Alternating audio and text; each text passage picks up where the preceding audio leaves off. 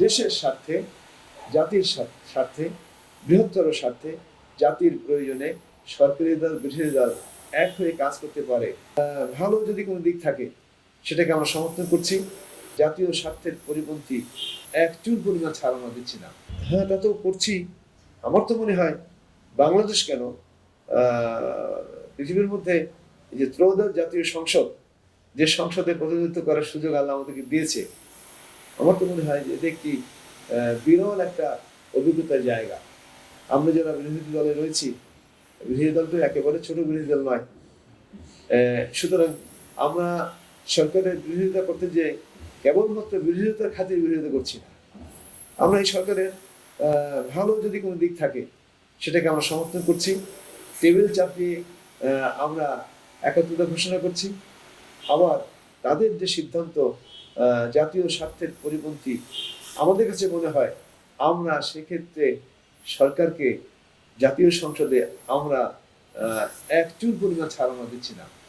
এবং তারা যখন হায়ের পক্ষে ভোট দেয়, তখন যদি আমরা মনে করি যে এই দাবিটির বিরুদ্ধে আমাদের সোচ্চার হতে হবে, আমরা অত্যন্ত উচ্চকিত কণ্ঠে, সমন্বিত কণ্ঠে আমরা ন্যায়ের পক্ষে আমরা আমাদের কণ্ঠকে উচ্চারিত করি, আমি উচ্চকিত করি। এবং কখনো কখনো হায়ের চেয়ে সংখ্যায় কম হলেও ন্যায়ের উচ্চারণটা বড় হয়ে দেখা দেয়। সুতরাং এই জাতীয় সংসদটা আমার কাছে অত্যন্ত বিরল মনে হয়। আরেকটা বিষয় হলো এটা যে আমরা এটা দেখাতে সক্ষম হয়েছি যে দেশের স্বার্থে, জাতির স্বার্থে, বৃহত্তর স্বার্থে, জাতির প্রয়োজনে সরকারি দল বিরোধী দল এক হয়ে কাজ করতে পারে। সেটাও আমরা দেখিয়েছি। আমাদের গত যে আমাদের যে আমাদের যে ফুয়েল যে সংকট সৃষ্টি হয়েছিল, জ্বালানি সংকট, সেই সংকটকে নিরসন করার জন্য কিন্তু আমরা একসাথে কমিটি করে কাজ করার পর দিন থেকেই কিন্তু পরিবেশ শান্ত হয়েছিল। এভাবে আমরা নতুন কিছু দেখাতে সক্ষম হয়েছি, যেটা আমার কাছে ভালো লাগছে। একজন দর্শক হিসাবে অতীতের সংসদের দেখা ভূমিকা আবার বর্তমান সংসদের যে ভূমিকা, এটা আমার কাছে পার্থক্য মনে হচ্ছে এবং অনেক পার্থক্য মনে হচ্ছে, যেটা অতীতে আমরা কখনো দেখিনি।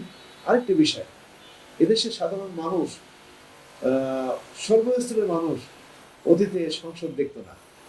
এখন একজন কৃষক, শ্রমিক, মেহনতি মানুষ, একজন শিক্ষাবিদ, একজন আমলা, কর্মকর্তা, কর্মচারী সকলেই এখন জাতীয় সংসদ দেখে।